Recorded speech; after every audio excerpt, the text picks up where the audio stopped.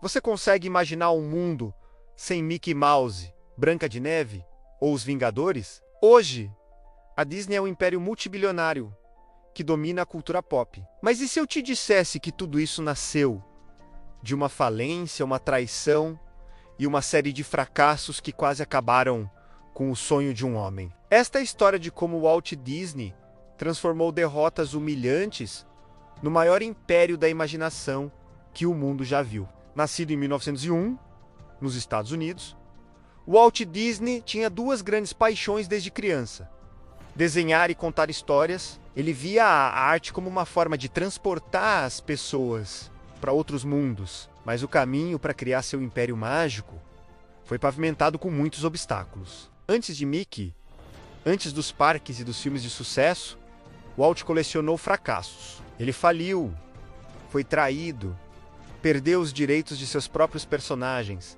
e chegou a um ponto onde quase desistiu de tudo. Sua primeira grande aposta foi um estúdio chamado Lafogram.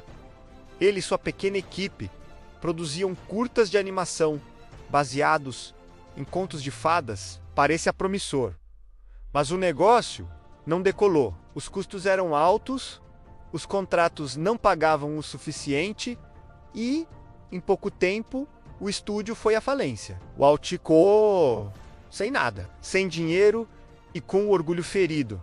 Ele fez algo que mudaria sua vida e a história da animação para sempre.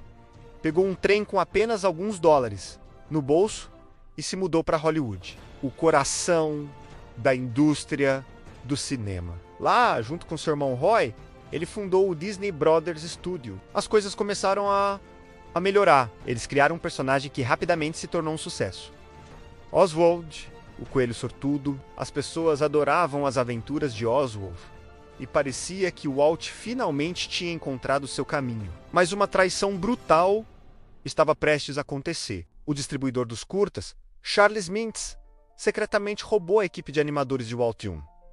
Para piorar, revelou que os direitos do personagem Oswald não pertenciam à Disney, mas sim à distribuidora. Walt perdeu tudo de novo: seu personagem, sua equipe e sua fonte de renda. Foi o ponto mais baixo de sua carreira. Desolado, em uma viagem de trem de volta para a Califórnia, ele começou a rabiscar. Ele precisava de um novo herói, um personagem que fosse só seu, que ninguém pudesse tirar dele. E desse momento de desespero, nasceu a maior criação de sua vida: um ratinho simpático e otimista. No início ele o chamou de Mortimer, mas sua esposa, Lillian, sugeriu um nome melhor: Mickey Mouse. Mickey não foi um sucesso imediato. Os dois primeiros curtas não conseguiram distribuidor. Foi então que o Walt teve uma ideia revolucionária. Em 1928 ele lançou Steamboat Willie, um curta que não apenas tinha uma história divertida, mas também som sincronizado. Pela primeira vez, as ações na tela combinavam perfeitamente com a música e os efeitos sonoros. Foi uma sensação. O público nunca tinha visto nada parecido. Mickey Mouse se tornou uma estrela mundial e a Disney finalmente começou a trilhar o caminho do sucesso. Mas Walt Disney não se contentava com pouco. Ele queria mais. Ele sonhava em fazer algo que ninguém jamais havia feito: um longa-metragem de animação. Naquela época, todos acreditavam que o público jamais aguentaria assistir a um desenho animado por mais de uma hora. A indústria de Hollywood inteira chamava o projeto de A Loucura de Disney. Seus próprios colegas e até sua esposa tentaram convencê-lo a desistir, alertando que isso levaria o estúdio à falência novamente. Walt apostou tudo. Ele hipotecou sua casa e pegou empréstimos para financiar a produção de Branca de Neve e os Sete Anões. O custo explodiu, o tempo de produção se arrastou por anos, mas ele não desistiu de sua visão. Em 1937, o filme estreou. A reação foi de êxtase. O público riu, chorou e aplaudiu de pé. Branca de Neve não foi apenas um sucesso. Foi o filme de maior bilheteria da época e provou que a animação podia ser uma forma de arte tão poderosa quanto o cinema tradicional. A Disney se tornava, de uma vez por todas, uma potência em Hollywood. Com o sucesso de Branca de Neve, a Disney entrou em sua era de ouro. O estúdio lançou uma sequência de obras-primas que definiram a animação para sempre. Pinóquio, uma história complexa sobre moralidade. Fantasia, um experimento audacioso que misturava música clássica com animação abstrata. Dumbo, uma emocionante história de superação. E Bambi, uma obra de arte visual que levou anos para ser aperfeiçoada. No entanto, uma nova crise global ameaçou destruir tudo. A Segunda Guerra Mundial explodiu, fechando os mercados europeus, que era uma fonte de renda crucial para a Disney.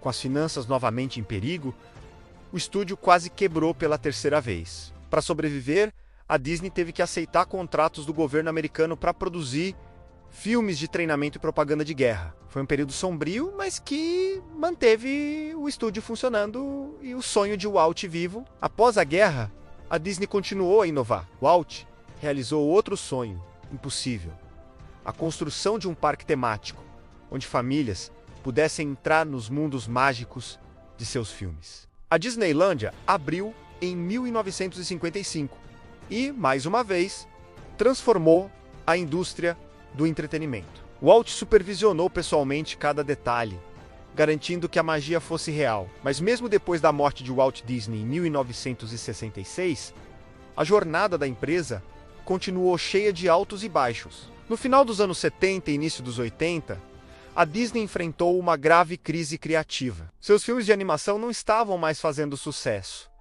e o estúdio parecia ter perdido sua magia. Muitos em Hollywood acreditavam que a era da animação Disney havia chegado ao fim. Foi então que uma nova geração de artistas e executivos chegou para resgatar o legado de Walt. Eles decidiram voltar às raízes, combinando contos de fadas clássicos com músicas no estilo da Broadway. O resultado foi a renascença da Disney. Começou com A Pequena Sereia, em 1989, que foi um sucesso estrondoso. Depois vieram A Bela e a Fera, o primeiro filme de animação a ser indicado ao Oscar de melhor filme, seguido por Aladdin e o fenômeno global O Rei Leão. A Disney estava de volta, maior e mais forte do que nunca. No século XXI, a Disney percebeu que, para continuar crescendo e dominar o entretenimento mundial, não bastava apenas criar seu próprio conteúdo. Era preciso comprar outras marcas poderosas. E foi exatamente o que ela fez. Primeiro, adquiriu a Pixar, o estúdio de animação revolucionário por trás de Toy Story e Procurando Nemo.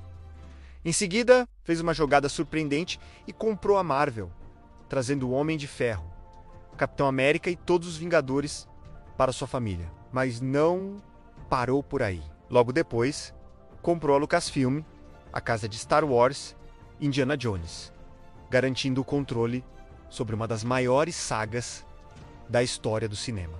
E, finalmente, adquiriu a 20th Century Fox, adicionando ao seu catálogo franquias como Avatar, Os Simpsons e X-Men. De um estúdio à beira da falência, a Disney se transformou em um conglomerado gigantesco que controla uma parte enorme da cultura pop global. A história de Walt Disney e de sua empresa é uma lição sobre resiliência. É sobre transformar fracassos em oportunidades. Sobre nunca desistir de uma visão, mesmo quando todos dizem que você é louco. Da falência à traição, cada derrota serviu de combustível para a próxima grande vitória. E assim, um império construído sobre a imaginação continua a encantar gerações, provando que, como o próprio Walt dizia, se você pode sonhar, você pode fazer. Obrigado por assistir. Se você gostou de conhecer a incrível jornada da Disney, não se esqueça de deixar seu like, se inscrever no canal e ativar o sininho para não perder nossas próximas histórias. Até a próxima!